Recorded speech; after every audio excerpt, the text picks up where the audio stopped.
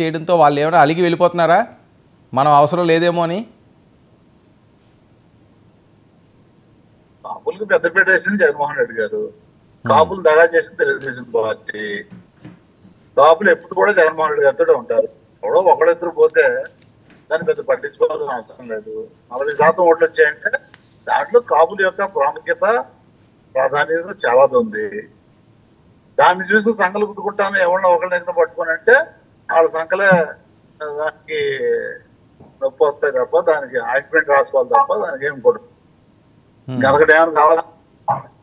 జగన్మోహన్ రెడ్డి గారు 40%తో ముగ్గురు కలిపి సింగిల్ గా పోటీ చేస్తే సింగిల్ సీట్ కూడా రాదని భయపడి. నారాయణమూర్తి గారు మీరు మాట్లాడినంత సేపు కాసేపు ఎక్కడన్నా ఆగడానికి ట్రై చేయరా?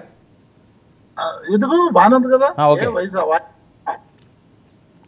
వాళ్ళు ప్రయాణాలను ఉంటారులేండి. ఇక అది ఎక్కడికి ఎందుకు మనం అడగకూడదు. ఓకే, మేము ప్రయాణంలో ఉంటాం, మీరు ఇంట్లో పడుకుంటారు. మీరు ఏం చేయకూడదు,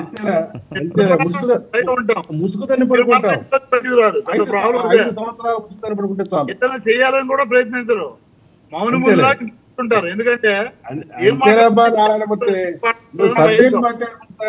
ఓకే ఓకే ఓకే ఏంటి మొదట్లోనే మొదలు పెట్టారు అంటే బయటకు వచ్చి ఏం మాట్లాడితే ఉన్నది పీకుతారేమో భయంతో మీరు ఇంట్లో కూర్చొని మౌనములా ఉంటారు. మేము ఎప్పుడు ప్రజల్లోనే ఉంటాం, ప్రయాణంలో ఉంటాం, ప్రజల్లో ఉంటాం. ఓకే ఏంటి కాదు కాపు సామాజిక వర్గం దూరం అవుతుందా? మీరు పర్వాలు కాకుండా ఓకే ఓకే ఓకే ఓకే పాయింట్లోకి రండి నారాయణమూర్తి గారు. ఏంటి కాపు సామాజిక వర్గం ఎందుకు మీకు వ్యతిరేకంగా? ఒక్క నిమిషం అండి, శాంతిప్రసాద్ గారు ఆయన వెహికల్లో ఉన్నారు కదా, మీరు మాట్లాడితే ఎవరికి అర్థం కాదు. మరి ఆ విషయం మాట్లాడకుండా ఎందుకు సోదంతా పొద్దున్నే? నేను అదే అంటున్నా, మీరు పరదాల్లో మీరు బట్టలు వేసుకోకుండా బయట తిరుగుతున్నారు. 40% ఓట్లు వచ్చినట్టు బాధ్యత లేదా నీకు? 40% మీరు ముట్టు పరుచుకుంటే 20% వస్తే ఒక సీట్ కూడా గెలవరని. ఓకే ఓకే నారాయణమూర్తి గారు ఎందుకు మిమ్మల్ని వదిలి వెళ్ళిపోతున్నారు? నమ్మకం లేక, లేకపోతే కూటమి ప్రభుత్వంతో మనకి ఇబ్బంది అవుతుందని భయంతో వెళ్తున్నారా? ఎందుకు వెళ్ళిపోతున్నారు నేతలు? ఆ పార్టీ నుంచి చాలా మంది పోయారు. మరి అలాంటి తెలుగుదేశం నుంచి ఎంతమంది పోయి జనసేనలో జాయిన్ అయ్యారు. జనసేన నుంచి పోయి బీజేపీలో ఎంతమంది, వీళ్ళు ఎక్కడున్నారు?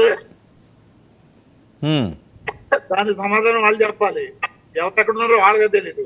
ఏ పార్టీ వాళ్ళు ఎవరో తెలీదు, ఏ కడువ కడుపుకున్నారో తెలీదు, ఎక్కడి నుంచి పోటీ చేశారో తెలీదు, వాళ్ళ అడ్రస్ ఏంటో తెలీదు. ఓకే, ఇక గెలుపు ప్రజాస్వామ్యంలో నెగ్గారంటే నెగ్గినట్టు ఆ నెంబర్ గేమ్ అది.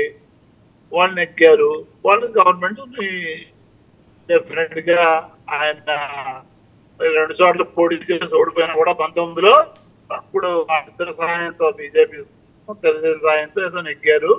ఆయన డిప్యూటీ సీఎం అయ్యాడు. మనం గౌరవిద్దాం. నేనేమంటానంటే గెలుపుని ప్రజాస్వామ్యంగా రాజ్యాంగబద్ధంగా గెలిచినప్పుడు గౌరవించాలి, అంతే. మనం గౌరవిద్దాం. ఏం చేస్తానికి ఆ పక్కన నియోజకవర్గంలో రోజు తీసుకెళ్లి మామిడి తోటలో తీసుకెళ్లి ప్రజల్ని కూడా చిత్తకొట్టి పంపిస్తా ఉంటే మునుగుల్లా కూర్చున్నాడు. ఆ పక్కన నియోజకవర్గంలో అగత్యాలు జరుగుతుంటే, మానభంగాలు జరుగుతుంటే, మటలు జరుగుతూ ఉంటే చూస్తూ మనకెందుకులే ఈ పోస్ట్ పీకెత్తాడేమో, డిప్యూటీ సీఎం పీకెత్తే నేను ఎక్కడ పోవాలి, ఇప్పుడు సినిమాలు ఏం చేసుకోవాలి ఇక్కడ, ఆయన బాధపడతా ఉన్నాడు.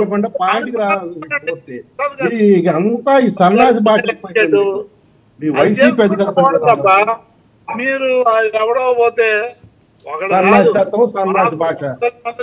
ఉన్నారు 100లో వాళ్ళు ఎవరో పోతే దాని గురించి మేము పెద్ద పట్టించుకోమన్నా. ఎందుకంటే ప్రజలు మాత్రం ఉన్నారు, 40% ఓట్లు మాత్రం ఉన్నాయి. మేము ఇచ్చిన పథకాలు బ్రహ్మాండంగా భర్తలకు వెళ్ళాయి. ఇవన్నీ వదిలేసి వాళ్ళు ఎవరో పోతే దాని గురించి చర్చ అనేది ఓకే, చర్చ పెట్టడం మిమ్మల్ని తప్పు పట్టను. ఎందుకంటే ఎవరన్నా ఎందుకు పోయారని అడగడం తప్పేం లేదు, ప్రజాస్వామ్యం. కానీ సమాధానం చెప్పే ఇది వీళ్ళకు ఉందా అంటాను నేను.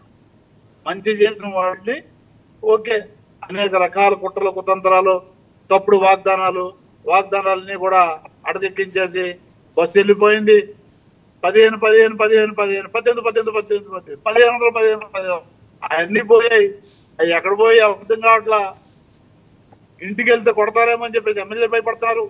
వాగ్దానం ఇచ్చింది ఎవరో తెలియదు. వీళ్ళేమో డబ్బా పట్టుకొని తిరిగారు నియోజకవర్గాల్లో. ఇప్పుడు వెళ్తే కొడతారు గ్యారంటీగా. కొట్టడమే కాదు, రోడ్లో కూడా రానివ్వరు వాళ్ళు. అయితే వాటన్నిటికీ సమాధానం చెప్పాలి, పాలన చేయాలి. పాలన ఇంపార్టెంట్, మంచి చేసే కార్యక్రమం చేయాలి. అది వదిలేసి వాళ్ళు ఎవరో పోయారు, ఎంతమంది పోతే ప్రజలు జగన్మోహన్ రెడ్డి వెనకాతలు ఉన్నారు, జగన్మోహన్ రెడ్డి తోడుగా ఉన్నారు. రేపు పొద్దున వీళ్ళు ఇచ్చిన వాగ్దానాలు సమాధానం చెప్పానంటే ఆ సమాధానం వదిలేసి చేతగాక నారాయణమూర్తి గారు మీరు అడిగిన ప్రశ్న నారాయణమూర్తి గారు జగన్మోహన్ రెడ్డి గారు భవిష్యత్తు ప్రణాళికలు ఏంటి? ఓదార్పు యాత్ర అన్నారు, మొదలైనట్టేనా? మొన్న 2 చోట్ల తిరిగి వెళ్ళినట్టున్నారు. అది ఓదార్పు యాత్ర ఎందుకు అవుద్ది?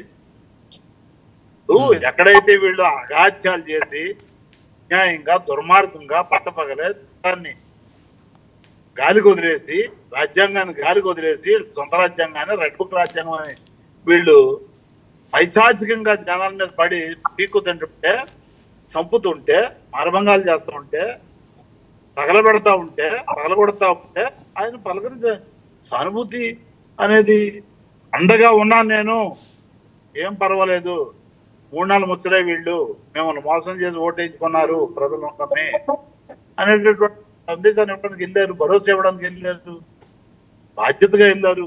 నేను ఉన్నానని వెళ్ళారు.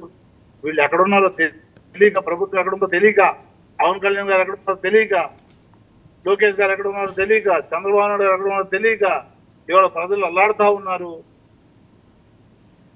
వాళ్ళు ఎవరో కనిపించట్లేదా? చంద్రబాబు నాయుడు గారు, లోకేష్ గారు, పవన్ కళ్యాణ్ గారు కనిపించట్లేదా అండి ఆంధ్రప్రదేశ్ ప్రజలకి?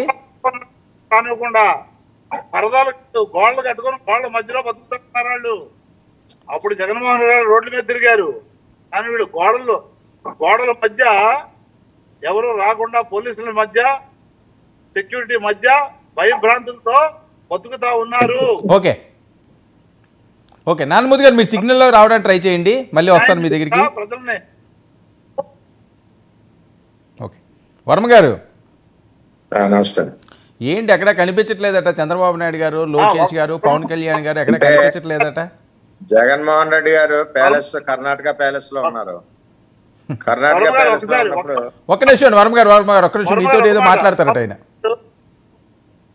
వర్మ గారు పాపం దిక్కు దివాడం లేక, ఏమీ తోచక, ఏం జరుగుతుందో అర్థం కాక అక్కడ పాపం ఈ సీట్ ఆయనకి ఇచ్చాడు.